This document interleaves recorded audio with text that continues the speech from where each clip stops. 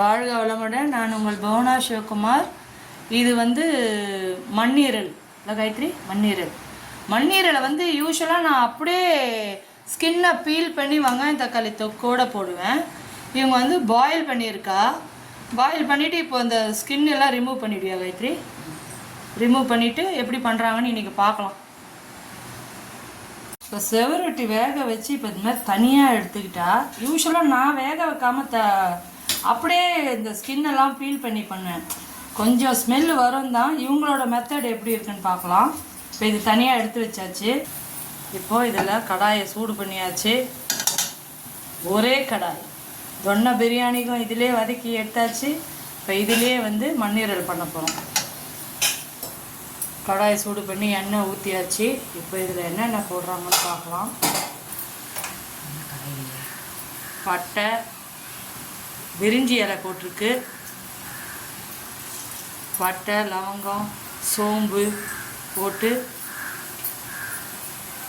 இது பொரிஞ்ச உடனே வெங்காயம்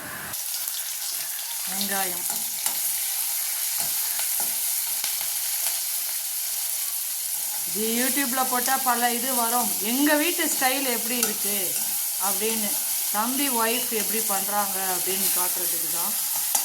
நம்மளுக்கு தான் ஹீமோகுளோபின் ப்ராப்ளம் இருக்கு. எத்தனை நாள் சோரட்டி சாப்பிட்டாலும் எப்படி தான் இறங்குதுன்னு தெரியல. இப்போது இஞ்சி பூண்டு பேஸ்ட். இவங்க வந்து என் தம்பி கொஞ்சம் நான்வெஜ் வீக்லியில் நிறைய டேஸ் சாப்பிடுவான். அதனால் இந்த மாதிரி இஞ்சி பூண்டு பேஸ்ட்டை மொத்தமாக அரைச்சி ஃப்ரிட்ஜில் வச்சுக்கிறான். எப்பப்போ செய்கிறோமோ அப்பப்போ அதுலேருந்து ஒரு ஸ்பூனை எடுத்து போட்டுக்க வேண்டியது தான்.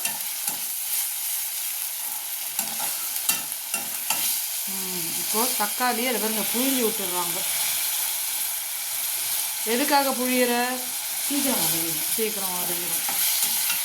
அப்படியே போட்டால் கொஞ்சம் வதங்க லேட் ஆகும். புழிஞ்சு விட்டோம்னா நம்ம தாமு அப்பா ஸ்டைலுன்னு நினைக்கிறேன், புழிஞ்சு விட்டுறது. ஆமாம், அவர் எப்போவுமே குக்கிங் பண்ணால் தக்காளியை கொஞ்சம் புழிஞ்சு விட்டுருவார்.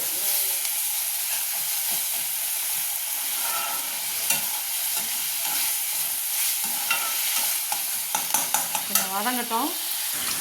மீன்வயல் வந்து நம்ம வேக வச்ச சுவரொட்டி அதை க்ளீன் பண்ணி எடுக்கிறா. மேலே இருக்க ஸ்கின்னை அப்படியே மெதுவாக பீல் பண்ணிவிட்டு, நான் வந்து வேக வைக்கிறதுக்கு முன்னாடி இந்த மாதிரி பீல் பண்ணி போடுவேன். கொஞ்சம் பிளட்டெல்லாம் வந்துடும் தான். இது வேறு மாதிரி பாயில் பண்ணிட்ட பிறகு பீல் பண்ணால் கொஞ்சம் ஈஸியாக இருக்குதுன்னு நினைக்கிறேன். இல்லை, இது ஆக்சுவலாக பிளட்டு வெளியே வராது. பிளட்டு கிளாட் ஆகிடும் வேக வச்சுட்டா. ஓகே, சும்மா இது லைட்டாக எடுத்தால் போதும். ஸ்கின் ரொம்பலாம் எடுக்க தேவையில்லை.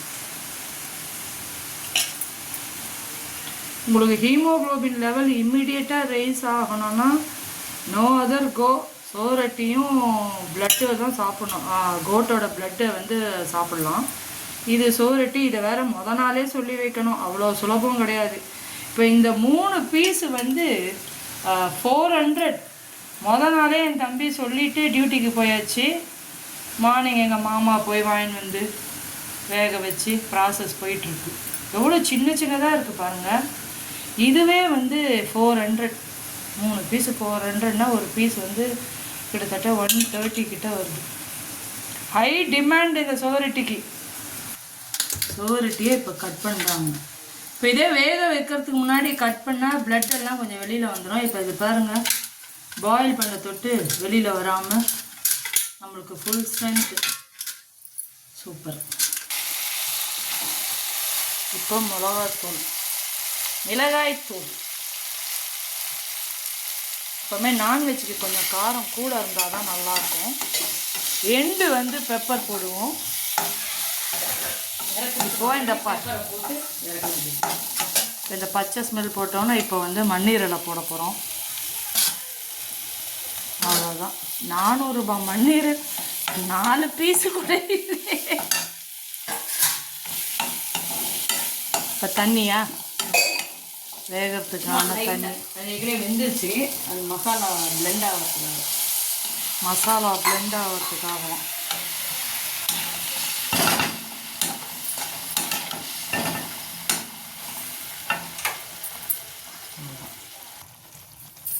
அவ்வளோதாங்க. இது வெந்தோடனே பெப்பர் போட்டு இறக்கிடணும். அவ்வளோதான். சூப்பராக இருக்குது பாருங்களேன். மண்ணீரல் ரெடி. பெப்பர் போடணுமா காயத்ரி? பெப்பர் அவ்வளோதான். ஓப்பா சூப்பராக இருக்குங்க. 400 ஒரு கப்பு கூட வரல. இவ்வளோ தான். நம்மளுக்கு தொக்கை விட மெயின் வந்து ஈரல். இதுக்கு நடுவில் எங்கள் மாமா கொய்யா பாருங்க, சைடு ஸ்நாக்ஸ்.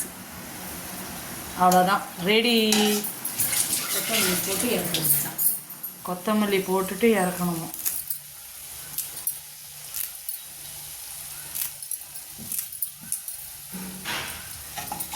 என் தம்பி இருந்தான்னா சூப்பராக இருக்குதுன்னு சாப்பிடுவான். டியூட்டி போயிட்டான். அதனால் நாங்கள் மட்டுமே சாப்பிட்டு அதை வெறுப்பேற்ற போகிறோம்.